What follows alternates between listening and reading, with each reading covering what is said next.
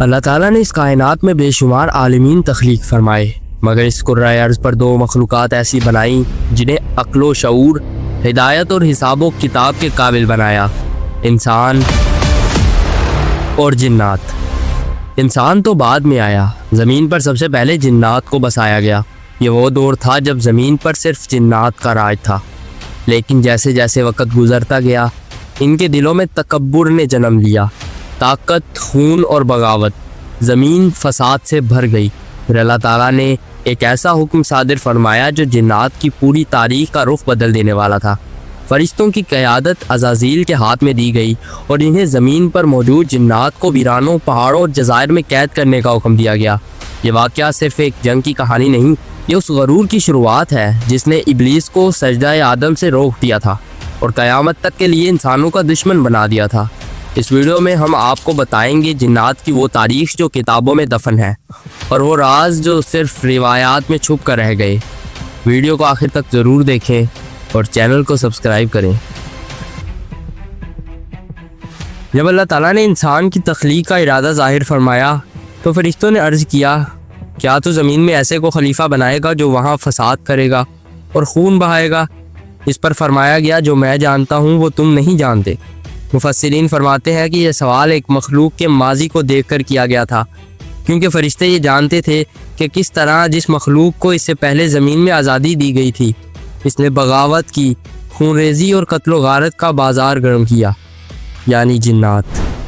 اللہ تعالیٰ نے جنات کو انسان سے پہلے پیدا فرمایا، جیسا کہ سورۃ الحجر آیت 27 میں آتا ہے کہ اور جنات کو ہم نے اس سے پہلے دہکتی ہوئی آگ کی لو سے پیدا کیا تھا۔ یہ مخلوق نہایت طاقتور، عقل رکھنے والی اور آزاد ارادے کی مالک تھی۔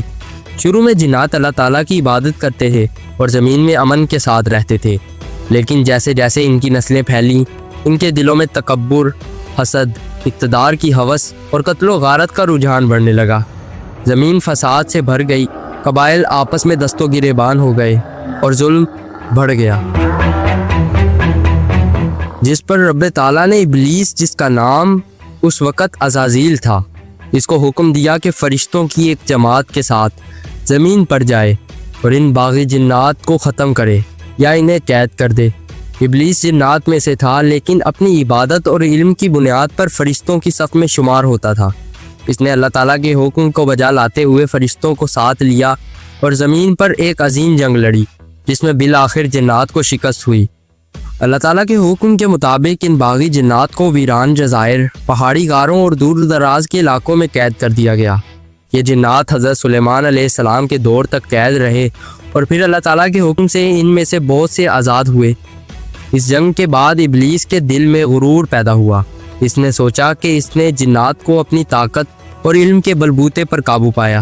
اللہ تعالیٰ نے اس کے تکبر کو ختم کرنے کے لیے انسان کو تخلیق کیا، اور جب آدم علیہ السلام کو پیدا کر کے فرشتوں کو سجدہ کرنے کا حکم دیا تو سب نے سجدہ کیا، مگر ابلیس نے انکار کر دیا۔ جیسا کہ قرآن کہتا ہے، اس نے انکار کیا اور تکبر کیا اور کافروں میں شامل ہو گیا۔ یہ صرف ایک ماضی کا واقعہ نہیں بلکہ ہمارے لیے ایک تنبیہ ہے۔ جنات بھی آزاد مخلوق تھے، ان کا امتحان لیا گیا مگر وہ ناکام ہو گئے۔ اب انسان کی باری ہے۔ انسان بھی آزاد ہے، اسے بھی دنیا دی گئی، لیکن یہ بھی وہی غلطی دہرا رہا ہے۔ طاقت، اقتدار اور غرور، وہی راستہ جو ابلیس نے اپنایا تھا۔ اسی لیے ہم نے اپنی پچھلی ویڈیو میں سوال اٹھایا تھا کہ کیا دین اسلام سیاست سے الگ ہے؟ کیونکہ ابلیس کے فتنے آج بھی جاری ہیں، بس چہرہ بدل چکا ہے۔ تاریخ کا سب سے بڑا سبق یہ ہے کہ تاریخ سے کبھی کسی نے سبق نہیں سیکھا۔ یہ تاریخ نہ صرف سچ ہے بلکہ آج کے انسانوں کے لیے تنبیہ ہے۔ اگر آپ کو لگتا ہے کہ یہ معلومات اہم ہیں تو اسے دوسروں تک ضرور شیئر کریں۔ چینل کو سبسکرائب کریں تاکہ ہم ایسی ہی چھپی ہوئی سچائیوں کو آپ تک پہنچاتے رہیں۔ ملیں گے ایک اور نئی دلچسپ ویڈیو میں، تب تک کے لیے اللہ حافظ۔